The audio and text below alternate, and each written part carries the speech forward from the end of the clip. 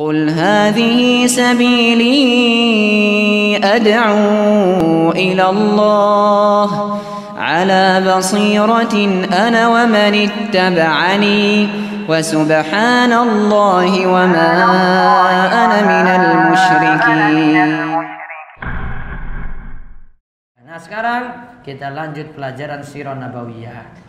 Nanti setelah ini kita bahas ada bagian sedikit dari buku 52 tadi.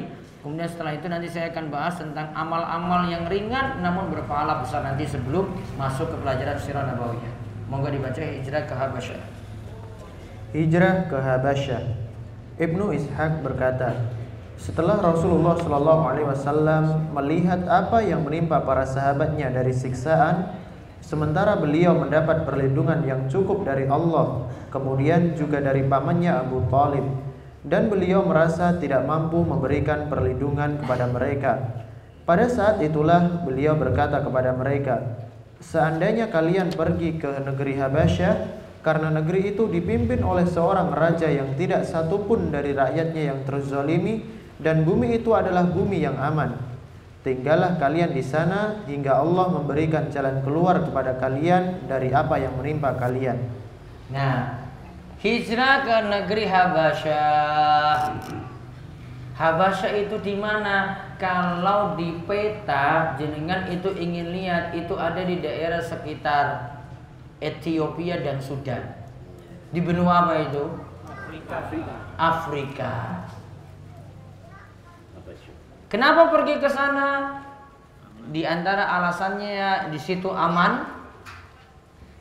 Yang kedua, di situ ada seorang pemimpin ya, yang masuk Islam. Namun cuma dia saja yang Islam. Makanya ketika pemimpin ini namanya kita biasa sebut dengan Raja Najasyi, itu ketika meninggal dunia nggak ada yang nyolatkan. Kenapa nggak ada yang nyolatkan? Nggak ada orang Muslim, tinggal sendiri loh di situ.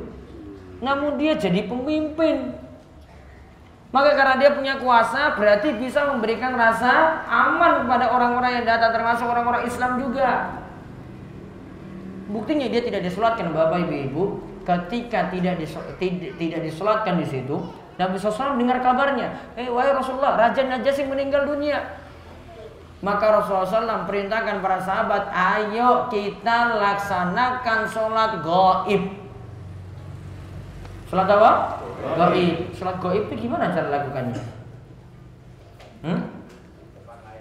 Sholat gaib itu sholat jenazah, namun dilakukan tanpa adanya jenazah. Berarti jenazahnya nggak ada. Tentang hukum sholat gaib para ulama beda pendapat. Ada yang katakan secara mutlak, pokoknya kalau ada sampai saudara pun yang meninggal, misalnya di Sumatera, kita belum sempat nyolatkan, boleh lakukan sholat gaib di sini. Berarti kalau lakukan seperti sholat jenazah, berarti lakukan cuma 4 kali takbir tanpa rukuk, tanpa sujud. Ada juga yang berpendapat yang disolatkan itu cuma tokoh-tokoh besar seperti Raja Najasyi. Kalau tokoh biasa enggak, cuma tokoh-tokoh apa? Besar. Dan ada yang membolehkan secara mutlak seperti mazhab Syafi'i dan Imam Ahmad, karena alasannya pokoknya Raja Najasyi itu disolatkan oleh Nabi SAW. Padahal Raja Najasyi itu ada di Habasyah, Ethiopia. Nabi SAW ada di Madinah. Dan ini menunjukkan bolehnya. Wallahu a'lam, sampai saat ini saya masih berpendapat sholat gaib itu baru boleh kalau belum disolatkan sama sekali. Atau sholat gaib ada kalau ada tokoh besar yang meninggal dunia seperti para ulama. Gak untuk setiap orang. Gak ada teman itu meninggal di Jawa Timur sana, saya nggak bisa sempatkan sholat di sana, maka nggak perlu. Karena kalau di sana sudah disolatkan sudah cukup. Kecuali tadi dua keadaan, tokoh besar yang meninggal atau yang kedua jenazah tersebut belum disolatkan sama sekali. Nah, terus lanjutkan. Disitulah para sahabat Rasulullah SAW berangkat menuju bumi Habasyah, menjauh dari fitnah dan mencari perlindungan dari Allah demi agama mereka. Itulah hijrah pertama dalam Islam. Nah, lihat, perginya untuk menyelamatkan agama. Perginya sekali lagi untuk menyelamatkan agama. Walaupun memang di situ belum semuanya penuh,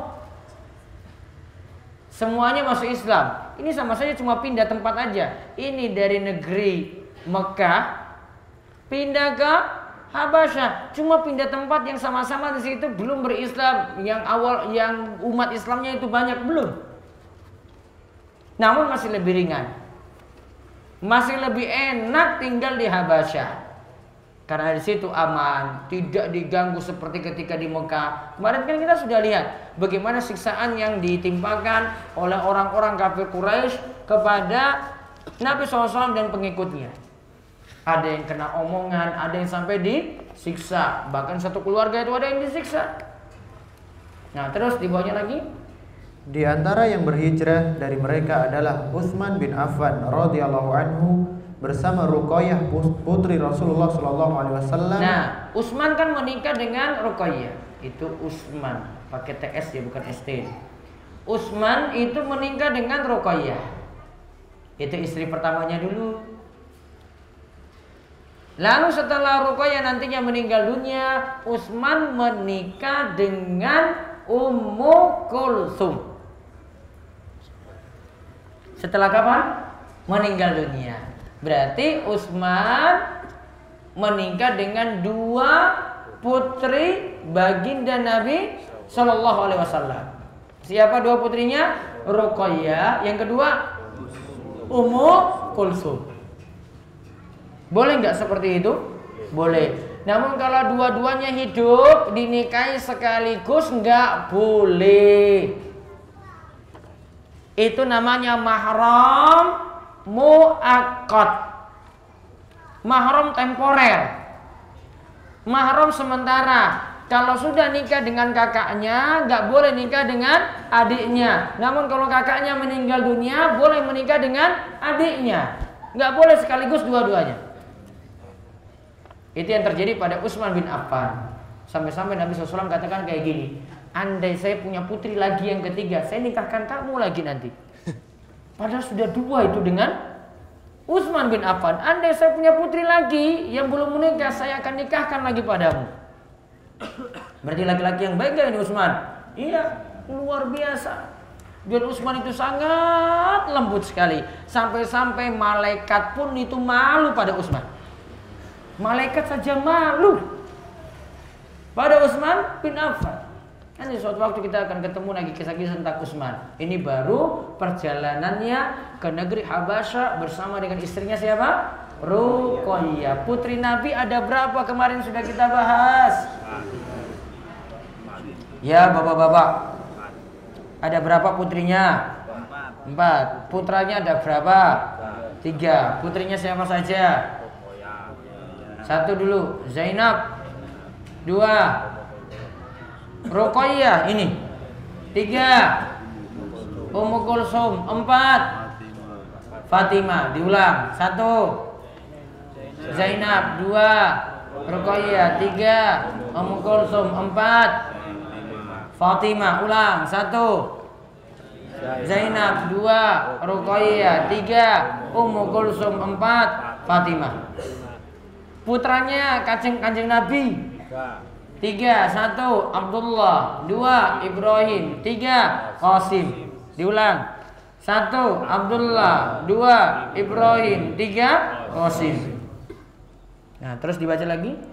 Dan Abdurrahman bin Auf, Abu Hudzaifah, Utbah bin Rabi'ah bersama istrinya Sahlah binti Suhail bin Amr, Az-Zubair bin Awam, Mus'ab bin Umair, Abu Salamah bin Abdul Asad dan istrinya Ummu Salamah binti Abu Umayyah bin Al-Mughirah, Utsman bin Mas'un, Amir bin Rabi'ah dan istrinya Laila binti Abi Hasmah radhiyallahu anhum. Amir bin Rabi'ah, istrinya Laila binti Abi Hasmah. Ya, Terus tadi di awalnya tadi ada Mus'ab bin Umair yang kemarin ceritanya Mus'ab itu awalnya itu sugih kaya raya, namun karena masuk Islam orang tuanya nggak mau lagi ngurus dia, diusir dia dari rumah. Sampai dalam keadaan perutnya benar-benar lapar. Orang tuanya nggak pedulikan lagi karena dia masalahnya masuk Islam. Jadi juga ada Abdurrahman bin Auf, saudagar kaya raya. Hijrah juga dari Mekah ke Habasyah. Dari Mekah ke Habasyah. Mekah berarti nanti menyeberangi lautan nantinya. Laut apa? Sinau geografi apa orang ya? Hah? Laut apa?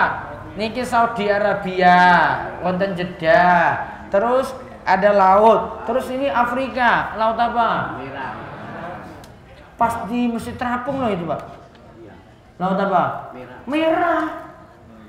Dipisah laut merah, berarti nyeberangi laut merah. Renang apa numpak kapal? Wallahu a'lam, belum ada ceritanya. Pokoknya mereka nyebrang. Ya, karena itu nggak bisa dilewati, harus nyebrang di situ. Pergi ke Habasyah, antara pokoknya Sudan dan saat ini Ethiopia. Sudan bagian selatan dan negara Ethiopia. Nah, sekarang pelajarannya kita pelajari dulu apa yang dimaksud hijrah. Baca. Pengertian hijrah. Secara etimologi, hijrah adalah lawan dari kata wasol atau bersambung. Maksud hijrah di sini adalah berpisahnya seseorang, entah berpisah dengan badan, dengan lisan, dengan hati. Asal hijrah di sini bermakna meninggalkan, yaitu meninggalkan berbicara atau meninggalkan perbuatan. Tidak berbicara pada orang lain itu bermakna hajar.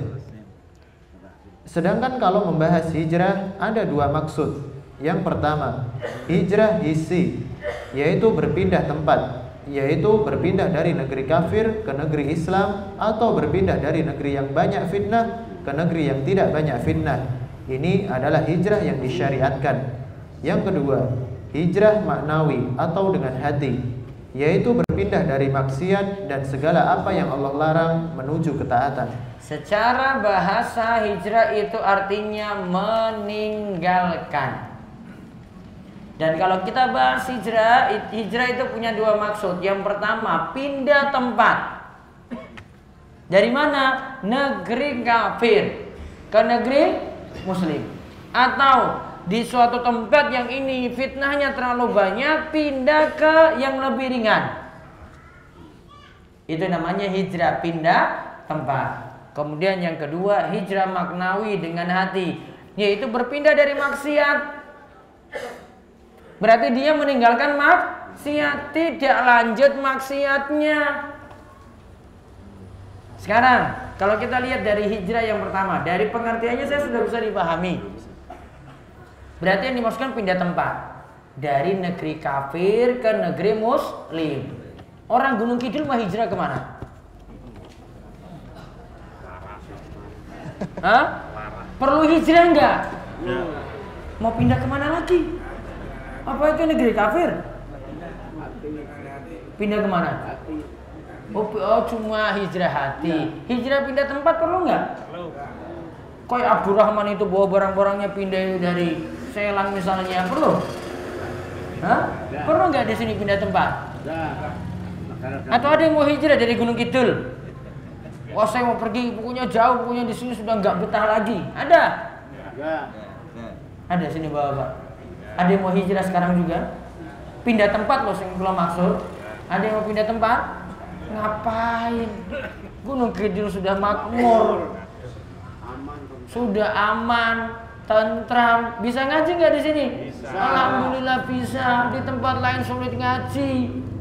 Diserang, ada yang serang terus, ada yang musuhi, ada yang batalkan kajiannya. Di sini aman-aman saja. Ya kan? Iya, ngapain pindah tempat lagi? Sudah yang di Karangtengah ya Karangtengah, yang Selang ya Selang. Apa yang mau pindah kemana coba? Pindah ke Warak. Ya orang terima. Kebak-kebak iya.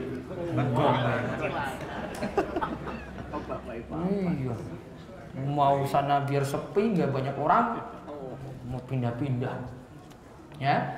Jadi kita bahas hijrah pindah tempat apa maksudnya? Pindah dari tempat yang jelek, pindah ke tempat yang bagus, atau negeri yang rusak ke negeri yang tidak rusak, atau negeri kafir pergi ke negeri Islam. Semakin rusak semakin disuruh pindah dari situ. Namun diingat ada keadaan-keadaan yang kita harus tetap di situ, nggak pergi. Nanti akan ada penjelasannya. Namun kalau kita bahas ini yang biasanya istilah hijrah saat ini yang dimaksud adalah hijrah hati, tinggalkan maksiat alias taubat. Itu namanya berhijrah, hijrah hati. Hatinya yang berpindah dari maksiat, tinggalkan maksiat ini kembali jadi taat. Dari malas ke masjid, dia hijrahnya jadi rajin ke masjid. Ia malas sholat, sholatnya bolong-bolong. Bukan bolong lagi, cuma mikir 1 tahun 2 kali. Mau hijrah gimana? Pindah ke yang lebih baik. Berarti sholatnya harus rutin. Itu baru namanya hijrah. Hijrah apa? Hati. Jadi ada hijrah tempat, ada hijrah hati. Nah sekarang kita lihat lagi, hijrah harus ikhlas. Nanti ada kisahnya di sini. Hijrah harus ikhlas. Dari Umar bin Al-Khattab radhiyallahu anhu, ia berkata bahwa Rasulullah sallallahu alaihi wasallam, ia mendengar Rasulullah sallallahu alaihi wasallam bersabda, sesungguhnya setiap amalan tergantung pada niatnya, dan setiap orang akan mendapatkan apa yang ia niatkan. Siapa yang hijrahnya karena Allah dan Rasulnya, maka hijrahnya untuk Allah dan Rasulnya. Siapa yang hijrahnya karena mencari dunia atau karena wanita yang dinikahinya, maka hijrahnya kepada yang ia tuju. Hadis riwayat Bukhari dan Muslim. Lihat, innamal a'malu binniyat.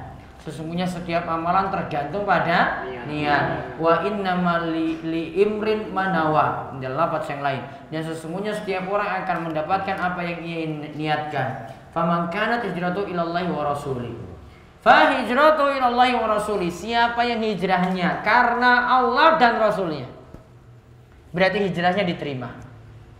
Namun wa man kana hijratu ila dunya yusibuha. Namun kalau dia hijrahnya tidak ikhlas, bukan cari ridhonya Allah, maka atau awimra'atin yuzawwijuha yatazawwajuha, atau dia hijrah cuma gara-gara perempuan. Saya mau pindah tempat saja lah, soalnya sana itu soleha banget. Berarti bukan karena Allah, berarti karena perempuan. Maka ingat, hijrahnya tidak diterima karena tidak ikhlas. Di sini ada kisahnya. Ada laki-laki yang ikut hijrah juga, cuma gara-gara perempuan. Perempuannya namanya Ummu Qais. Perempuannya namanya Ummu Qais. Kan orang yang berhijrah itu namanya muhajir. Maka ada istilahnya kaum muhajirin. Kalau satu orang saja namanya muhajir, karena dia itu kejar-kejar si perempuan namanya Ummu Qais, maka dia disebut muhajir Ummi Qais. Muhajir Ummi Qais. Misalnya kalau perempuannya itu jadi Ratna misalnya, yo muhajir Ratna. Iya toh? Bisa. Tergantung perempuannya. Kalau dia hijrahnya karena perempuan, maka nanti dinamakan dengan nama perempuan itu. Nah, coba kita lihat keterangannya dari Ibnul Attar. Ibnul Attar rahimahullah, yang dikenal dengan Imam Nawawi kecil. Nah, Ibnul Attar itu muridnya Imam Nawawi. Karena pemikirannya itu sejalan dengan Imam Nawawi, ulama besar Syafi'i, disebut Imam Nawawi Shaghir. Imam Nawawi kecil, namanya Ibnul Attar. Nah, terus menjelaskan maksud penyebutan wanita tersebut setelah kalimat hijrah karena dunia ada 2 makna. Yang pertama, dilihat dari sebab disebutkannya hadis ini, yaitu ada seorang wanita yang berhijrah karena seorang wanita yang ingin dia nikahi. Wanita tersebut bernama Ummu Qais. Maka laki-laki yang berhijrah di sini disebut muhajir Ummu Qais, yaitu orang yang berhijrah karena Ummu Qais. Nah, disebut muhajir apa? Ummu Qais. Kenapa? Karena dia incar yang namanya Ummi Qais. Hati-hati. Jangan-jangan karena perempuan. Harusnya ikhlas karena Allah. Dia pindah tempat, dia mau berubah, ikhlas karena Allah. Memang pengen jadi lebih baik, bukan karena perempuan. Terus yang kedua, penyebutan wanita adalah sesuatu yang khusus dari dunia yang umum yang disebut lebih dulu. Ini menunjukkan peringatan keras bagi yang niatannya keliru hanya untuk kejar wanita saat berhijrah. Nah, kenapa disebutkan wanita di sini? Karena memang ada yang motivasinya beramal itu cuma gara-gara perempuan. Sholatnya khusyuk karena ada cewek di samping. Sholatnya dipanjangkan yang sebenarnya cuma baca kul saja, berubah jadi Al-Baqarah cuma gara-gara perempuan juga. Statusnya dibuat bagus-bagus cuma ingin di like atau ingin disukai oleh perempuan-perempuan. Ya. Maka ada yang niatannya kayak gitu, dikhususkan perempuan karena ada yang niatannya cari dunia cuma karena cari perempuan saja. Kalau ini Simba ini nggak mikir Ummu Qais lagi ini, ya, cuma yang nom-nom aja ini. Kalau Simba nggak mikir Ummu Qais lagi. Nah, terus perkataan di atas. Perkataan di atas juga disebutkan oleh Imam Nawawi dalam Syarh Sahih Muslim. Nah, terus di bawahnya. Jadi jangan salah niatan dalam beramal. Amalan yang baik seperti hijrah janganlah diniatkan semata-mata untuk mengejar dunia dan terkhusus wanita. Amalan soleh bisa jadi terima jika niatannya ikhlas mengharap wajah Allah dan disebut baik jika sesuai dengan diperintahkan oleh Rasul Shallallahu Alaihi Wasallam. Nah, lihat, amalan soleh termasuk juga hijrah, ingin tobat, ingin jadi lebih baik, harus didasari ikhlas. Lalu sesuai dengan apa yang diperintahkan oleh Nabi kita Muhammad SAW. Jangan rubah niat ini jadi niatan dunia. Kita beramal ingin cari dunia saja, sia-sia amalan kita. Contoh sering ditanyakan nih, Ustaz, saya mau sholawat supaya biar cepat dapat HP apa dapat laptop. Itu niatannya karena dunia apa karena dapat pahala? Dunia. Selawatnya itu karena dunia apa dapat pahala? Karena dunia. Sia-sia amalnya. Selawatnya banyak namun cuma karena dunia, sia-sia. Harus niatannya apa? Ya saya sholawat, ya sholawat. Ikhlas karena Allah. Pingin dapat syafaat Nabi. Itu niatannya, itu ikhlas. Namun kalau cuma wah saya sholawatin saja ini biar dapat HP, biar dapat laptop, biar dapat ini, dapat itu, berarti cuma ujung-ujungnya dunia saja. Padahal dunia itu hina loh. Bukan sesuatu yang istimewa Bapak Ibu. Dunia itu bisa sirna, dunia itu bisa hilang. Maka ubah niat, jadikan niatannya ikhlas karena Allah. Terus hijrah tetap berlaku. Hijrah tetap berlaku. Hijrah adalah berpindah dari negeri kesyirikan ke negeri Islam. Hijrah diwajibkan atas umat ini dari negeri kesyirikan menuju negeri Islam. Hal ini tetap berlaku hingga hari kiamat. Allah Ta'ala berfirman, sesungguhnya orang-orang yang diwafatkan malaikat dalam keadaan menganiaya diri sendiri, kepada mereka malaikat bertanya, bagaimana keadaan kalian dulu? Mereka menjawab, kami dulu adalah orang-orang yang tertindas di negeri Mekah. Para malaikat berkata, bukankah bumi Allah itu luas sehingga kamu dapat berhijrah di bumi itu? Orang-orang itu tempatnya di neraka Jahanam, dan Jahanam itu seburuk-buruk tempat kembali. Kecuali mereka yang tertindas baik laki-laki atau wanita ataupun anak-anak yang tidak mampu berdaya upaya dan tidak mengetahui jalan untuk hijrah. Mereka itu mudah-mudahan Allah memaafkannya dan adalah Allah Maha Pemaaf lagi Maha Pengampun. Bumi Allah itu luas. Kalau kita sudah tidak bisa jalani agama di tempat kita itu tinggal karena dapat penyerangan-penyerangan terus, bumi Allah itu luas. Kenapa nggak pindah tempat? Ini maksud ayat 97-99 saking surat An-Nisa di sini. Bumi Allah itu luas. Kalau ditindas di sini ya pindah dari situ. Makanya para sahabat itu memilih, sudahlah kita pindah tempat saja. Daripada kita jalani agama itu sulit. Daripada kita itu sholat malah diserang. Daripada kita kalau jalan malah diejekin sampai disiksa. Mendingan pindah tempat saja. Karena bumi Allah itu luas. Ada bagian bumi yang kita di situ bisa dapat rasa aman, tidak ditindas seterusnya. Di bawahnya lagi Allah Ta'ala juga berfirman, hai hamba-hambaku yang beriman, sesungguhnya bumiku luas, maka sembahlah aku saja. Quran surat Al-Ankabut ayat 56. Al-Ankabut ayat 56. Ya ibadiyalladzina amanu inna ardi wasi'atun fa iyaya fa'budun. Wahai hambaku yang beriman, sesungguhnya bumiku itu luas, maka sembahlah aku di bagian bumi manapun yang engkau dapat rasa aman, tidak terganggu. Ya, hijrah ke tempat lain biar bisa beribadah dengan mudah. Terus dari Muawiyah bin Abi Sufyan radhiyallahu anhu, Nabi sallallahu alaihi wasallam bersabda, hijrah tidak akan terputus hingga taubat terputus, dan taubat tidak akan terputus kecuali matahari terbit dari barat.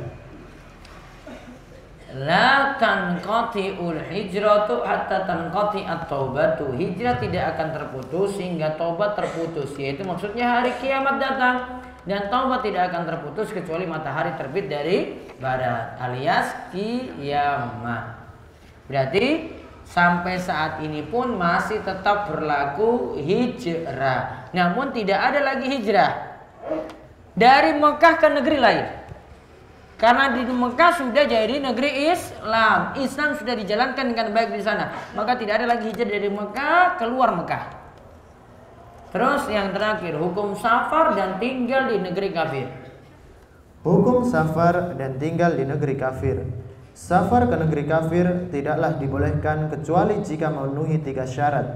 Yang pertama, memiliki cukup ilmu yang bisa menjaga dirinya dari berbagai subhat, kerancuan pemikiran.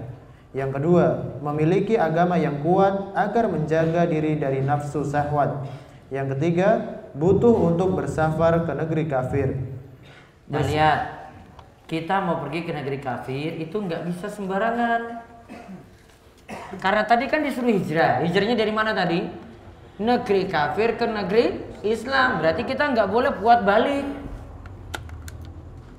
Ya, kita disuruh dari negeri kafir ke negeri Islam. Berarti kalau dibuat balik dari negeri Islam ini ke negeri kafir, itu berarti harus terpenuhi syarat-syaratnya dulu. Nggak bisa sembarangan walaupun untuk jalan-jalan. Lihat 3 syarat di sini. 1, punya cukup ilmu. 2, punya iman yang kuat. 3, dalam keadaan butuh. 1, punya cukup ilmu, ilmu agama. Termasuk yang mau pergi belajar ke luar negeri. 2, punya iman yang kuat biar tidak terjerumus dalam zina. Karena di sana kelakuannya rusak. Pakaiannya yo nggak bisa diatur, pakaiannya yo kayak gitu, nggak nutup aurat. Kalau di negeri kita ini masih bisa jaga kayak gitu, walaupun memang ada yang nggak nutup aurat. Di sana lebih parah. Yang ketiga, dalam keadaan apa? Butuh. Berarti misalnya kalau mau pergi ke sana, ilmu di sini nggak ada. Di Jogja nggak ada belajar seperti ini. Saya mau belajar ilmu ini ke luar negeri. Dia pergi ke negeri kafir misalnya, boleh, asalkan ilmu itu tidak didapati di negeri Islam. Sama juga kalau berobat. Ya, kalau berobat juga sama, tidak dapati pengobatan itu kecuali di negeri kafir. Ya sudah, dia berobat cuma dalam keadaan butuh. Ketika sembuh, sudah selesai pengobatannya, balik lagi ke negeri Islam. Berarti memang punya kebutuhan. Terus kalau sekadar jalan-jalan, rekreasi, boleh nggak berarti? Boleh. Ya, ke negeri kafir saja boleh nggak? Ya. Apa itu butuh? Ya. Di negeri kita ini nggak ada tempat rekreasi. Banyak. Ada nggak? Di mana? Ini Gunung Kidul ini gimana coba? Makanya kalau ada yang sedang pergi ke Singapura, ke Eropa sana, promosikan Gunung Kidul. Gitu loh. Biar sini makmur. Saya sering kayak gitu kok kalau ketemu orang Jakarta. Waduh Bu, jauh-jauh pergi Singapura, Gunung Kidul masih lebih bagus. Betul nggak? Betul. Iya. Buang-buang dolar di sana. Mendingan bawa ke Gunung Kidul. Makanannya murah-murah nggak dibanding Singapura? Masih murah sini. Enak mana coba? Enak sini. Nang kono yo makan yo angel, sembelihannya yo ora jelas. Di sini yo tuh yang muslim yang jualan.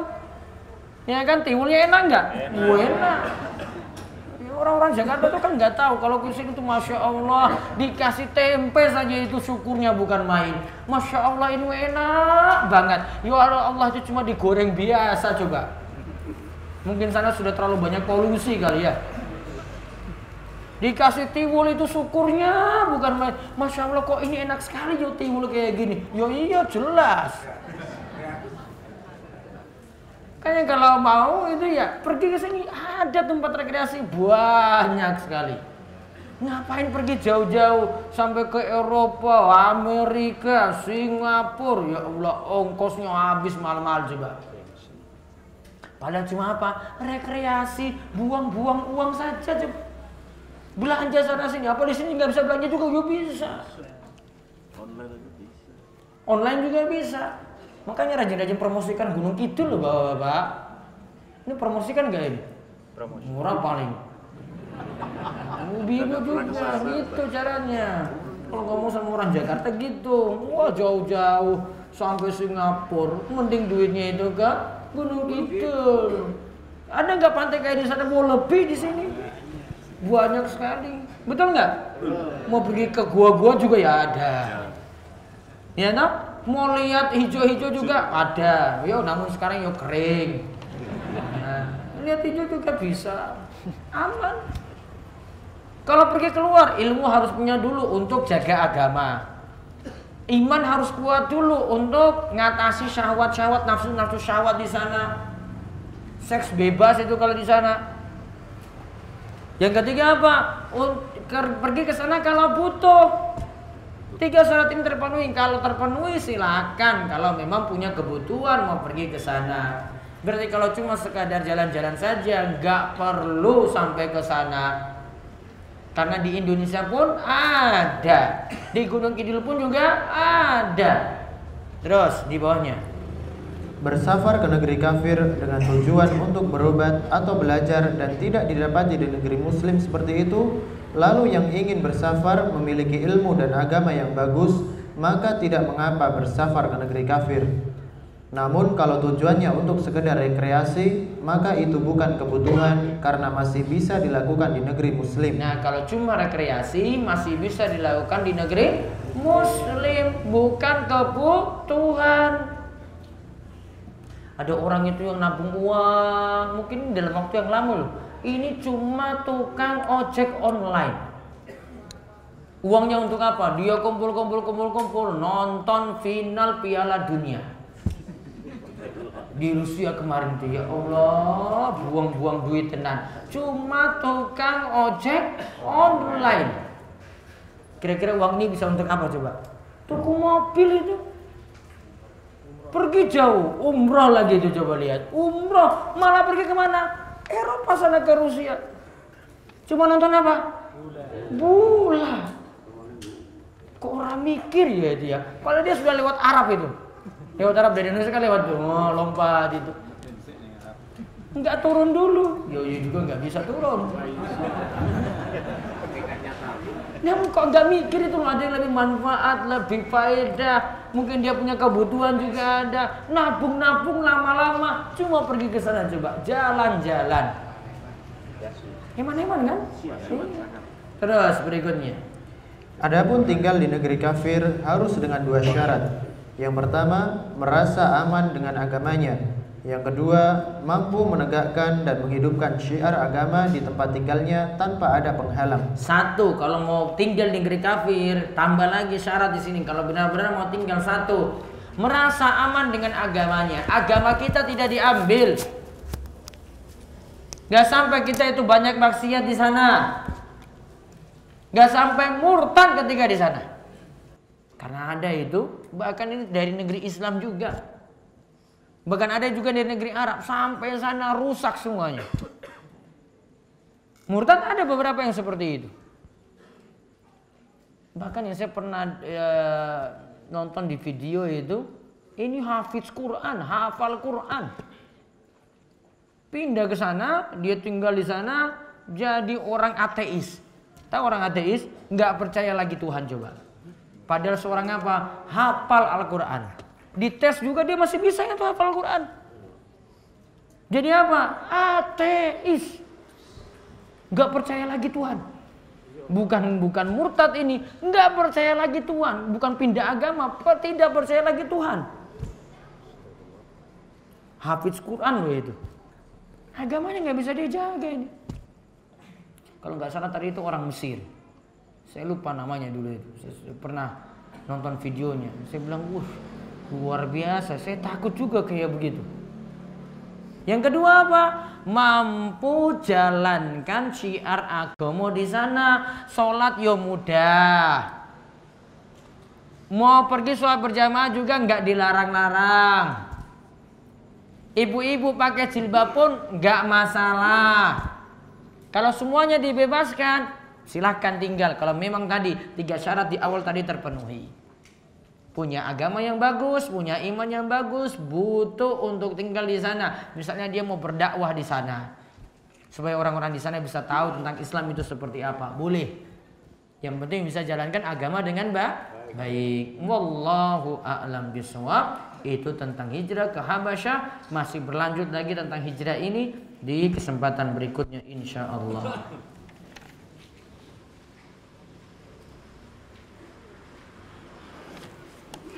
Baik, selanjutnya sesi tanya jawab. Saya jawab dulu lewat kertas. Ustaz, saya mau bersafar. Namun jadwal kereta berangkat dari jam 4 sore sampai jam 8 malam. Gimana sholat maghrib saya Ustaz? Ingat ya, jam 4 sore Ji, berarti asar sudah. Berarti di perjalanan dia tidak bisa kerjakan sholat maghrib, berhenti. Namun bisa 2 cara di sini. Bisa jadi dia memilih sholat maghribnya itu di kereta, atau yang kedua nunggu nanti jamak takhir sholat maghrib dikerjakan ketika sampai jam 8 malam tadi. Kalau pilihannya yang dipilih untuk ini, pilih yang kedua. Yang kedua berarti apa? Jamak takhir. Karena apa? Ingat Bapak Ibu, kalau safar lakukan perjalanan jauh, baiknya tidak lakukan sholat di atas kendaraan, yang dimana kita sulit untuk berdiri, sulit untuk rukuk, sulit untuk sujud. Nanti ketika sampai dapat tempat yang kita bisa berdiri, bisa rukuk, bisa sujud, maka kita lakukan di tempat itu. Itu yang lebih bagus. Namun keadaan ada satu kondisi, sholatnya waktunya terlalu mepet sekali dan tidak bisa kerjakan kecuali di atas kereta misalnya. Contoh sholat apa? Contohnya sholat subuh. Sholat subuh itu tidak bisa kita tunda-tunda nanti sampai sholatnya itu kerjakan di luar waktu. Kerjakan di waktunya, walaupun di atas kendaraan tadi. Berarti kerjakan sholat subuh di atas kereta. Walaupun kereta lagi berjalan. Walaupun juga jenengan nggak bisa ngadap kiblat, keretanya ke timur, belok-belok lagi coba. Mau ngadap kiblat gimana coba? Oh, saya mau ngadap pokoknya ke barat. Nanti saya ikuti saja, kalau keretanya itu belok nggak pas arah kiblatnya, tak miring lagi. Repot banget. Tak tipu kepiye itu ya. Maka kalau nggak bisa ngadap kiblatnya sudah duduk sesuai dengan arah duduknya. Berdirinya kalau nggak bisa, gugur berdirinya, ganti dengan duduk. Lakukan ketika itu sholat semampunya seperti itu. Paham ya? Nah itu salah cara sholat ketika di atas kendaraan.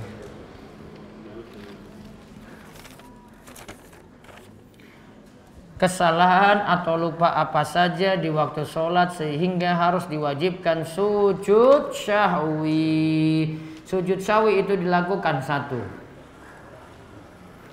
dilakukan ketika kita lupa. Lupanya bagaimana? Ada yang bingung 3 atau 4 rakaat, lantas dia putuskan atau dia tidak putuskan. Kalau dia putuskan misalnya dia pilih yang paling sedikit. Kalau dia tidak putuskan berarti dia pilih yang paling sedikit. Kalau dia putuskan, ini sudah yakin 4 rakaat, maka tetap nantinya dia sujud sahwi. Berapa kali sujud? 2 kali sujud. Kadang juga sujud sahwi ini dilakukan ketika salah menempatkan rukun. Harusnya baca Al-Fatihah ketika berdiri, namun ketika tahiyat akhir misalnya harusnya dia baca at-tahiyatu lillah wa sholawatu wa thayyibat, namun ketika tahiyat akhir dia baca bismillahirrahmanirrahim alhamdulillahirabbil alamin arrahmanirrahim maliki yaumiddin. Seterusnya. Berarti salah kan? Salah menempatkan rukun yang harusnya ketika berdiri ditaruh ketika tahiyat akhir. Salatnya batal atau enggak? Enggak.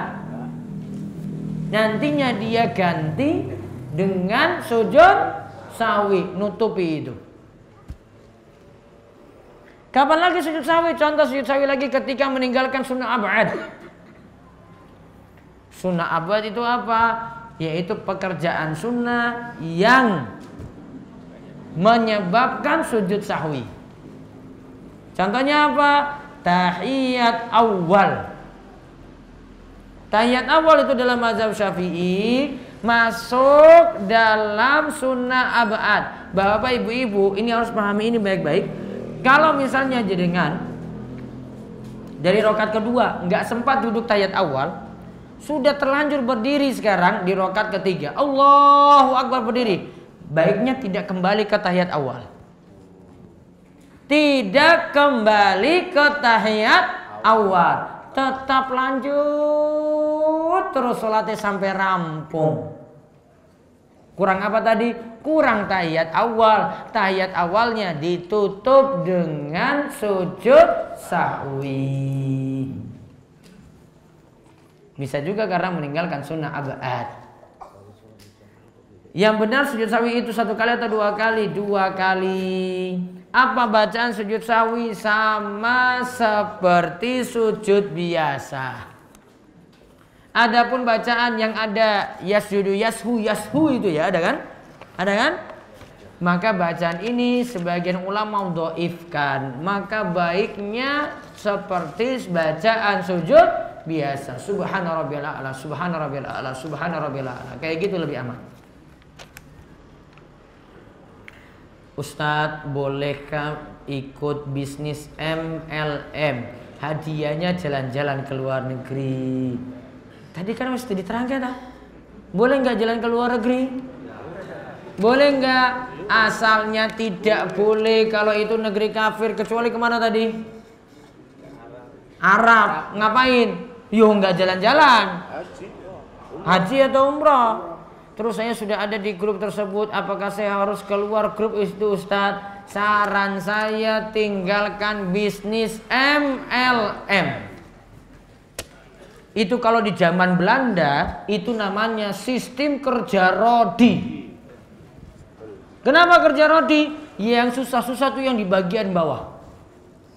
Yang atas cuma foya-foya saja, nunggu yang bawah itu nyetor kepada upline yang ada di atasnya. Ya kan? Yang kerja itu yang di bawah. Apa semuanya bisa sukses jadi punya jabatan seperti di atas? Enggak. 1-2 saja. Jadi yang biasanya diiklankan itu orang ini sukses, bisa ke jalan-jalan ke luar negeri. Pak, Bu, itu cuma 1-2 contoh. Yang lainnya gagal semuanya, nggak pernah diekspos. Itu nggak ada berita dia tulis itu. Wah, ini 2 orang sukses, 500 orang gagal. Nggak mau dia tulis itu. Pasti dia tulis apa? Semuanya bisa jalan-jalan. Ternyata cuma 2 orang. Nanti tanya aja, yang sudah ke luar negeri jalan-jalan itu berapa orang? Nanti dia akan terbukti sendiri. Oh, ternyata cuma sekian orang dari peserta yang ikut MLM. Bisnis biasa saja. Pembahasan rincinya ada bahasa sendiri tentang ini. Namun saran saya keluar dari grup itu. Di buku Sifat Salat Nabi Syekh Al-Albani disebutkan hadis, janganlah salat kecuali menghadap kepada sutra. Apakah hadis tersebut menjadi dasar wajibnya sutra ketika salat? Syekh Muhammad Nasiruddin Al-Albani menganggap ketika salat wajib menghadap sutra. Sutra itu apa? Tembok seperti ini yang jadi pembatas. Jadi kalau kita berdiri dengan tembok ini, wilayah itu tidak boleh dilewati orang yang lain. Karena kita sedang sholat. Kalau dilewati boleh dicegah seperti ini, tanpa ngomong. Ya, kita lagi sholat, terus dia lewat, maka kita cegah. Kenapa cegah? Biar dia tidak lakukan kesalahan. Karena dosanya orang yang melewati orang yang sedang sholat, kata Nabi SAW, mending dia diam selama 40 tahun daripada lewati orang yang sedang sholat. Berapa tahun? 40 tahun mending diam di situ daripada lewati orang yang sedang sholat. Berarti dosanya besar. Apakah jika ada orang yang berbicara pada saat khatib sholat Jumat berkhutbah, maka baginya tidak mendapatkan pahala? Dalilnya Ustaz, kata Nabi SAW, siapa yang katakan pada temannya, ini temannya ribut, ini ngobrol nih dua ini, mas diam kamu. Orang yang bilang temannya diam, Jumatnya jadi sia-sia. Ini nih ya, temannya lagi ngomong ini ya, terus dia tegur, mas Jumatan, diam kamu mas. Yang bilang diam, Jumatnya jadi sia-sia, apalagi yang ngobrol. Iya toh? Yang ingatkan aja, Jumatannya jadi sia-sia. Maka kesimpulannya tidak boleh berbicara yang nanti dibalas. Karena nanti kalau ngomong lagi, ya, Jumatmu sia-sia lo mas, diam. Ini balas lagi. Kenapa? Saya cuma ngomong sebentar aja. Ngobrol lagi, ini ngomong lagi, akhirnya bicara terus. Makanya kalau dengar khutbah Jumat, ini misalnya ada yang lagi lewat, mau masuk, terus dia ucapkan Assalamualaikum, dibalas mboten? Nggak perlu. Kenapa? Nanti kalau balas nanti dia tanya lagi, mas gimana kabarnya mas, sehat? Ya. Padahal lagi dengar khutbah Jumat, maka akan jadi dialog terus. Padahal nggak boleh ketika lagi dengar khutbah Jumat. Dan saya sarankan kepada khotib Jumat, bapak sekalian, kalau lagi jadi khotib, ingatkan orang yang berbicara ketika khutbah. Bisa. Kalau saya ini praktekkan, ya, itu bocah lagi ribut, langsung tak tegur, dek yang di tiang itu tolong diam. Ini lagi khutbah. Yang di mimbar ini boleh bicara dengan yang lagi salah. Namun dia nggak boleh balas, ya nggak boleh. Nggih pak, saya manut, nggak bisa. Manut sudah diam, kamu diam gitu. Ya nggak boleh dibalas, suruh dia diam. Tolong yang adik-adik di situ diam, kan biasanya yang ribut kan bocah itu, suruh diam. Dan harus tahu adab ini, belajar adab itu mulai saking mendengar khutbah Jumat. Makanya perlu ditekankan ketika khutbah itu. Sehingga orang tahu, oh iya, ini imam ini masuk, khotib ini naik mimbar, oh saya harus diam. Sehingga gak banyak bicara. Kalau bocah ini gak diingatkan ketika khutbah Jumat seperti itu bapak, maka seterusnya akan gitu terus. Harus diingatkan biar belajar adab sopan santun ketika dengar orang itu lagi ceramah. Klasifikasi negara muslim dan negeri kafir apakah cukup bisa dilihat dari agama para pemimpinnya? Gini pak, ibu-ibu, negeri Islam, negeri kafir paling mudah dilihat dari Islam itu dijalankan mudah nggak di tempat itu? Di Indonesia, azan bebas nggak? Bebas. Sholat 5 waktu bebas nggak? Bebas. Bahkan kita beberapa ibadah itu diatur. Haji yang mau pergi haji, pemerintah atur, ya kan? Dimudahkan. Berarti kita semuanya diberikan kebebasan. Berarti itulah negeri Islam. Itu syariat yang paling penting, itu dibebaskan bagi kita. Maka nggak perlu bahas untuk Indonesia negeri kafir atau bukan. Kalau ada yang bilang Indonesia negeri kafir, saya malah suruh, mas kamu hijrah aja dari sini. Pergi ke negeri mana yang kamu itu anggap muslim, hijrah dari sini sebagaimana tadi yang kita bahas. Hijrah dari Mekah ke Habasyah. Iya kan? Suruh dia hijrah. Saya mau tinggal di Indonesia kok, kamu hijrah aja di luar. Karena sebagian yang punya pemahaman, maaf ini pemahaman radikal, ya, ada pemahaman ISIS juga berpendapat kayak begitu. Indonesia itu masuk negeri apa? Kafir, hijrah dari Indonesia. Saya nggak tahu dia mau pergi kemana coba. Mau pergi ke Arab, dia juga kafirkan Arab. Ya sudah dia buat bumi sendiri nanti tinggal di situ di tengah hutan, ya monggo. Ya nggak ada masalah dengan negeri kita.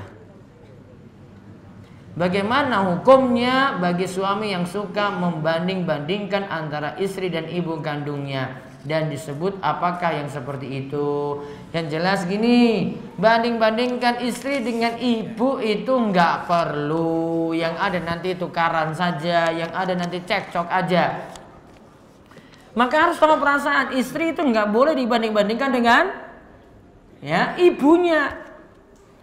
Adapun ini kalau dibilang istilahnya, saya mau istilahkan dengan zihar juga di sini bukan. Ini bukan istilahnya zihar. Zihar itu kita katakan pada istri kita, engkau punggungmu itu engkau seperti punggung ibuku. Ini istilah orang Arab. Kalimat ini hampir sama dengan kata-kata pegat. Namun ketika Islam masuk, kalimat ini ingin dihapus, itu bukan lagi kata-kata cerai, namun itu kena hukuman. Orang yang mengucapkannya, satu, dia nantinya bebaskan untuk orang budak. Kalau tidak mampu berpuasa, pokoknya ada hukuman untuk itu. Ustaz, saya ingin bertanya bagaimana hukum wudhu bagi wanita yang bermake up? Dari kemarin saya sulit jawab ini. Ibu-ibu yang saya muliakan, kalau mau sholat, make upnya itu segera dihilangkan. Ibu biasanya pakai alat-alat khusus kan untuk hapus make up itu kan, yang kayak toner-toner itulah istilah ibu-ibu.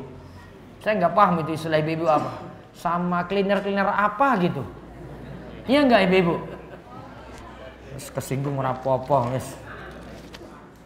Ini ibu-ibu waktu saya bahas kayak gini pertanyaannya sama, dia lagi pakai make up tebal. Terus tanya, Ustadz, saya mau sholat zuhur, namun saya punya make up ini gimana? Saya lupa bawa alat untuk hapus make up ini. Saya mau nyalakan ibunya, yo terlalu banyak make up. Yang kedua, salah sendiri yo nggak bawa. Ya, yang ketiga ya pokoknya ibu sholat harus itu dihapus. Kenapa dihapus ibu?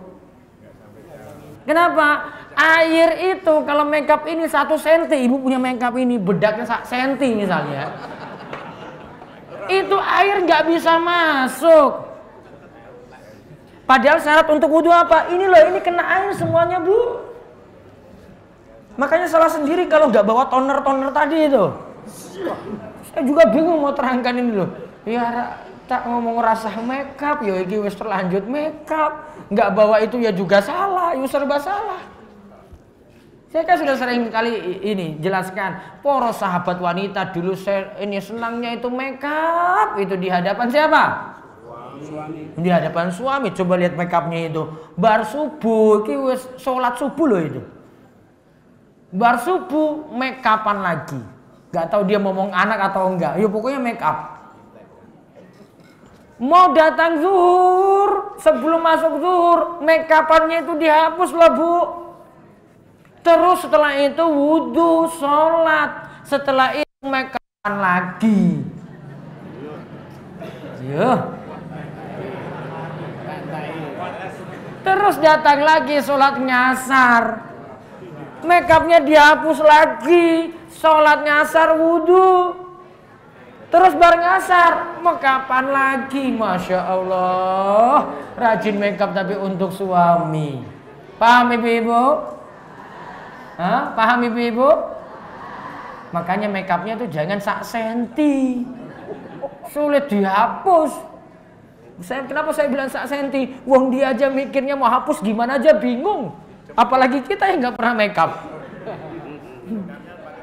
Ya coba mau hapus gimana coba? Saya aja bingung mau nyarankan itu mau pakai apa. Yang dia yang pasang sendiri kok.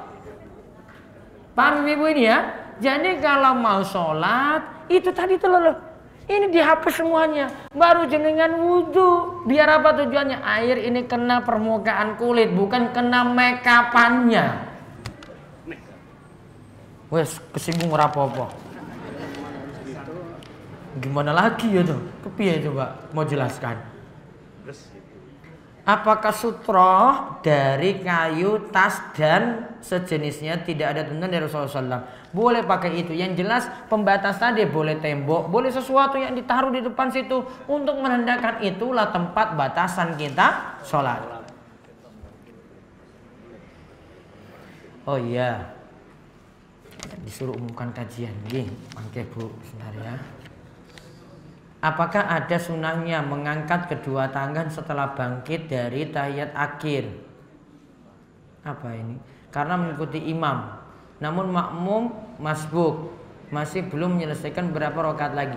Apakah ada sunahnya mengangkat kedua tangan setelah bangkit dari tahiyat akhir? Apa maksudnya? Dari masbuknya kan? Ini makmum masbuk berarti mau bangkit ke rakaat yang dia itu kurang. Pokoknya kaidahnya gini. Kapan mengangkat tangan? Yaitu ketika bukan mau sujud, bukan bangkit saking sujud. Bukan mau turun sujud, bukan bangkit saking sujud. Berarti kita bangkit dari tahiyat akhir ini bagi imam, lanjutkan kekurangan, berarti kan bukan bangkit dari sujud, namun bangkit dari tahiyat. Berarti tetap mengangkat tangan. Ya, tetap mengangkat tangan. Kapan kita ngangkat tangan Allahu Akbar? Itu tadi kaidahnya. Bukan mau turun sujud, bukan ketika mau bangkit dari sujud. Pokoknya selain itu. Belum Pak. Ya. Kaitannya dengan make up tadi Pak. Iya. Saya pernah tahu. Ya. Itu dia wudhu dulu Pak. Terus? Dia gantung wudhu. Ya, terus? Misalnya dia mau make up kira-kira asar sampai maghrib. Ya. Nah, sebelum di make up dia wudhu, artinya menggantung wudhu. Ya. Itu terus gimana Pak? Bapak-bapak ini pinter banget ya. Kalau sah yo tetap sah. Sholat pakai makeup gimana? Boleh nggak? Saya mau jawab berat ya Pak. Nantilah, tunggu lagi lah. Ini imannya warga sini masih belum kuat deh. Kalau enggak langsung tak sudah itu rampung. Terus nanti aja lah. Ya, nanti. Aduh, ini perasaanku masih nggak enak ini. Pengen tak jawab. Pak Ustadz, saya pemuda berumur 25 tahun. Saya mempunyai niatan ingin menikah. Ya, di bulan Muharram ini. Yang ngomong karena bapakmu ini. Bapakmu bisa enggak? Kalau saya bilang iya, bapaknya, Rento, engkau sial malahan. Ya sudah, berarti gimana coba? Saya kan tadi sudah bilang boleh. Kan tergantung siapa sekarang? Orang tuanya berarti, tinggal lobby. Bisa nggak? Orang tua mau nggak? Kalau orang tua nggak mau ya berarti ya susahmu di situ. Karena memang orang tua belum paham. Apa yang diucapkan makmum setelah rukun ketika imam mengucapkan sami Allahu liman hamidah? Apakah mengikuti imam ataukah hanya mengatakan Rabbana walakal hamdu? Kalau menurut Imam Nawawi dalam kitabnya Al-Majmu', beliau berpendapat tetap makmum baca sami Allahu liman hamidah Rabbana walakal hamdu. Jadi tidak cukup dengan Rabbana walakal hamdu saja. Kenapa? Kenapa kok Nabi nggak sebut dalam hadis? Bukan Nabi nggak sebut. Itu cuma berlaku bagi imam ketika Nabi sebut. Ucapkanlah setelah sami Allahu liman hamidah Rabbana walakal hamdu. Namun makmum juga berlaku ucapkan sami Allahu liman hamidah. Disebut oleh Imam Nawawi tadi dalam kitabnya Al-Majmu' ketika menjelaskan masalah sholat. Apakah sholat sunnah wudu itu ada tuntunannya? Ada. Bilal, terompahnya, suara terompahnya itu sudah didengar Nabi di surga. Maka Nabi SAW tanya pada Bilal, Bilal, amalan apa sih sampai kamu suara terompahmu, sendalmu itu sudah terdengar di surga? Bilal jawab, setelah saya wudu saya tidak pernah meninggalkan sholat 2 rakaat. Itu yang Bilal sebut dengan sholat sunnah wudu menurut kita.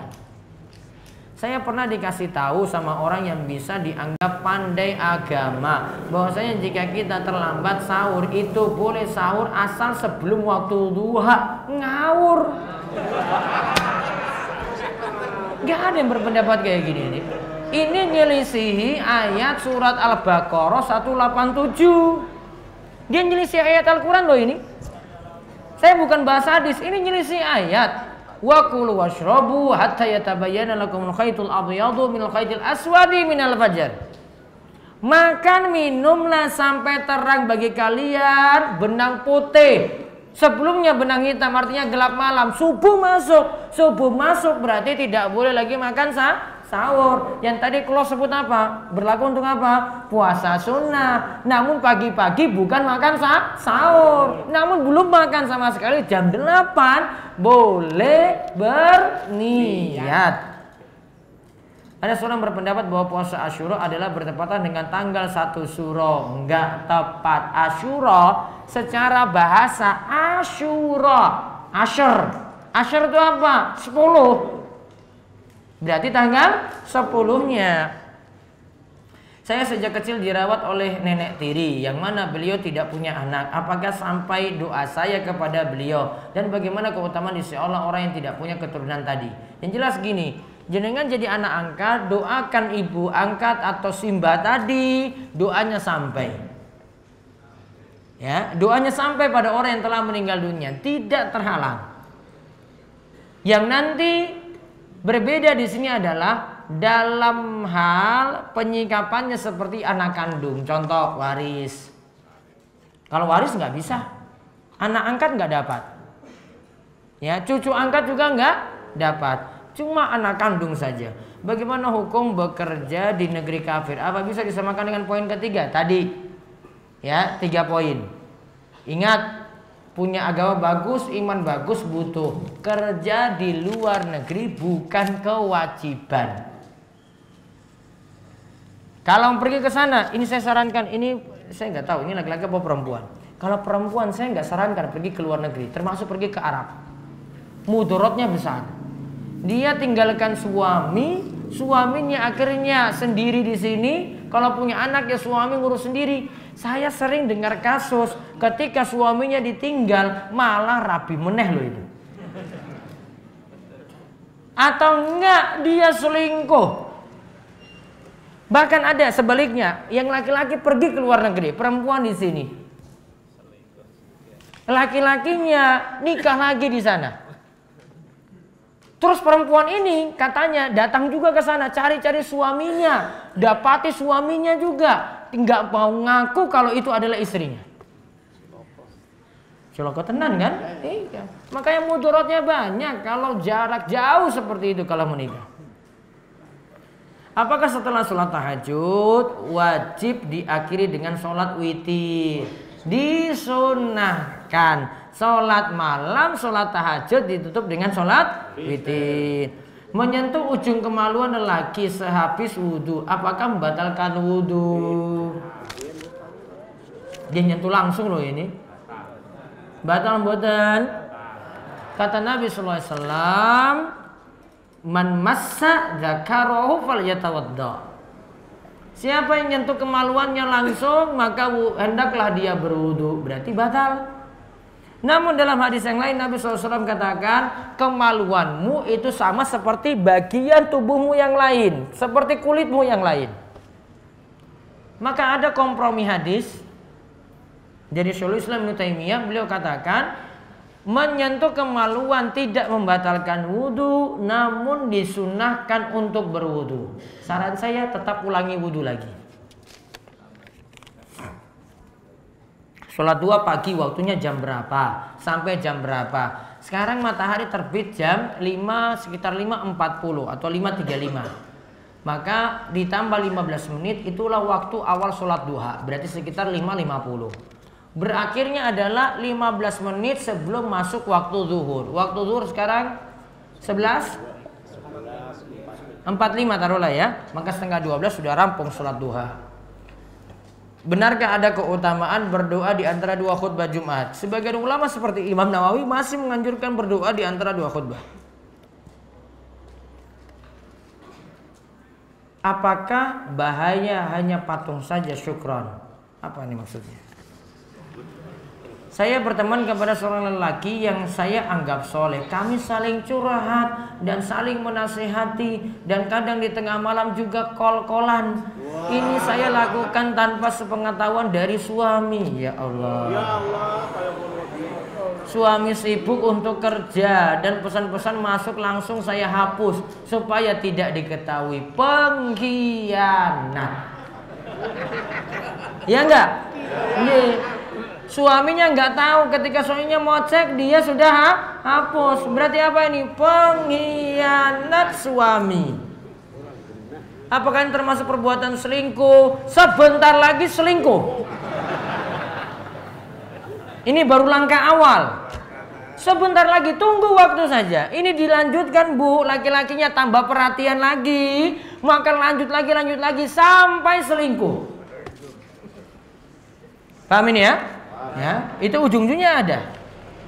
Bagaimana solusinya? Apakah saya harus jujur kepada suami dan minta maaf? Sudah tobat, hapus tadi kontaknya, nggak hubungan lagi. Kalau minta maaf terserah ibu. Namun kalau suami tahu, harus minta maaf dan jujur pada suami. Nggak boleh. Nggak boleh punya hubungan gelap kayak begini. Dan ini tanda sudah berkurangnya rasa malu dari seorang wanita dengan laki-laki lain. Nggak punya hubungan apa-apa, berhubungan bebas. Walaupun cuma saling telepon. Yang salah sini siapa? Laki-lakinya apa perempuan tadi? Dua-duanya. Laki-lakinya yo salah, ganggu istri orang. Perempuannya juga salah juga. Kenapa mau terima telepon-telepon kayak begitu? Bagaimanakah batasan suatu model patungan rambut? Potongan kok patungan. Potongan rambut disebut koza. Koza gini ya. Ini Nabi SAW itu melarang rambut koza. Koza itu ini botak. Nih kanan kiri nih botak nih. Botak itu berarti habis ya. Nih sisa sini. Tahu modelnya? Atau ini semua botak nih, tinggal depan. Atau ini rambutnya ada, dia botakin sini. Sudah, itu namanya koza. Itu nggak boleh.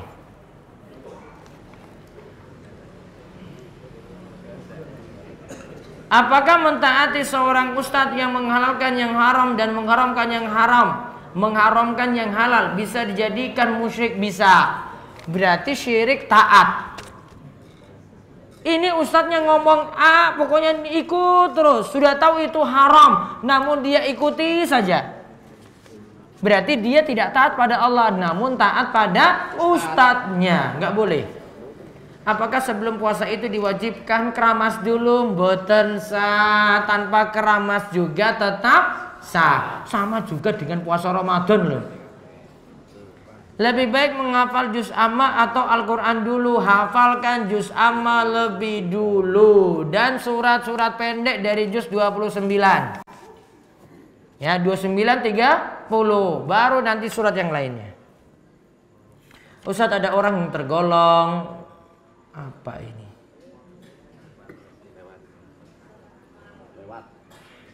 Waduh. Angel. Apa itu manhaj salaf? Manhaj salaf itu jalan hidupnya para sahabat. Apakah boleh menyebut diri sudah bermanhaj salaf? Baiknya tidak. Tugas kita belajar terus. Apakah hadis-hadis dhaif itu tidak boleh dilaksanakan? Hadis dhaif tidak boleh diamalkan. Kapan baru boleh dipakai? Kalau punya hadis sahih, hadis dhaif cuma tambahan saja. Bolehkah kita beragama secara fanatik? Agama itu harus fanatik. Kalau nggak fanatik gimana coba? Hah? Kalau nggak fanatik kita lepas agama kita itu mudah sekali. Yang sudah tahu prinsip sholat berjamaah, ya fanatik mau sholat berjamaah. Nggak usah, wah jangan fanatik banget lah. Sudah sholat santai aja, wah itu santai-santai. Kita nggak serius beragama. Serius beragama itu harus fanatik. Yang dilarang itu fanatik buta. Tahu dirinya benar sendiri. Nggak mau itu, yang lainnya itu benar. Pokoknya saya saja, golongan saya saja. Nah itu yang salah. Namun kalau kita sudah tahu prinsip yang benar, jalan yang benar ini, nggak apa-apa untuk fanatik. Setiap ibadah seharusnya mengikuti tuntunan yang dicontohkan Rasulullah. Apakah yang diperintahkan setelah zikir ba'da sholat fardu? Apakah ada riwayat yang mencontohkan untuk berdoa setiap selesai zikir ba'da sholat fardu? Ba'da sholat fardu masih boleh berdoa. Firman Allah, saya nggak usah bawa hadis. Firman Allah, fa iza faragta fansab wa ila rabbika farghab. Fa iza faragta, jika engkau telah selesai dari satu ibadah, fansab, beralihlah pada ibadah yang lain. Menurut salah satu tafsiran disebutkan oleh Ibnu Katsir dalam tafsir Al-Quran Al-Azim, beliau katakan, ada ulama yang berpendapat setelah kamu itu sholat berdoalah. Tambah lagi dengan hadis Nabi SAW itu katakan, ketika ditanya doa apa yang paling didengar, Nabi SAW itu jawab, doa bersolat. Doa bersolat. Berarti kita rampungkan zikir seperti biasa, boleh berdoa setelah itu. Bagaimana hukumnya orang yang jamaah? Kami yang melaksanakan sholat qobliyah subuh selalu dikerjakan setelah sholat subuh. Padahal sebelumnya dia sempat sholat tahiyatul masjid. Yang jelas keliru. Sholat qobliyah subuh ya kerjakan sebelum sholat wajib subuh. Apakah seorang imam dalam melakukan zikir dan berdoa harus menghadap kiblat ketika habis menjadi imam sholat? Padahal setahu kami seorang imam disunahkan menghadap makmum. Bar sholat imam dianjurkan muter badannya lihat jamaah. Sambil juga di situ kalau Nabi lakukan itu sambil ngabsen. Lihat, oh Pak ini orang mangkat ya. Jangan-jangan sakit. Beliau tuh lihat ini, ngecek jamaah ini. Ini siapa tahu ada yang berangkat sudah rutin kok malam ini nggak ada. Nah berarti itu jadi PR beliau untuk lihat, oh ini siapa tahu sakit dan seterusnya. Namun ketika berdoa menghadap kiblat dibolehkan. Sholat subuh imamnya pakai kunut. Apakah saya mengaminkan? Dua pilihan. Boleh mengaminkan, boleh yang kedua jenengan tidak aminkan, cuma diamkan saja. Dua hal ini yang bisa dilakukan. Bolehkah saya mengambil mangga yang jatuh di jalan? Halal atau tidak? Pohonnya siapa dulu? Iya kan? Nih, cek dulu itu. Siapa tahu punya ini. Jatuh di jalan. Hak dia dulu pertama. Barang jatuh dari sebuah pohon. Lihat pohonnya milik siapa. Maka minta izin pada yang punya. Boleh nggak dimanfaatkan? Saya seorang janda, hidup seorang diri, sebaiknya saya sholat wajib ke masjid atau di rumah saja. Sebaik-baik sholat wanita di mana? Di rumahnya. Wallahu a'lam bishawab. Sebelumnya pengumuman dulu. Insyaallah Ahad ada 2 pengawasan. Kalau di pesantren tetap ada kajian ba'da subuh. Namun nanti jam 7 di Tepus, di SMK Prigi tetap ada kajian At-Waqid seperti biasa. Jam 9-nya di MTKN Majelis Ta'lim Khairun Naimah di Bendorejo Praga Semanu. Itu ada kajian juga untuk jamaah yang ada di sekitar Semanu. Nanti akan ada hadiah khusus untuk jamaah yang hadir di Semanu nanti. Ya demikian, mungkin manfaat dan semua mendapatkan berkah dan Allah terus menjaga kita dalam kebaikan, terus diparingi sehat panjang umur dan mungkin kita terus istiqomah. Demikian kita cukupkan, kita tutup kalian doa kafaratul majlis. Subhanakallahumma bihamdika asyhadu an la ilaha illa anta astaghfiruka wa atubu ilaik. Assalamualaikum warahmatullahi wabarakatuh.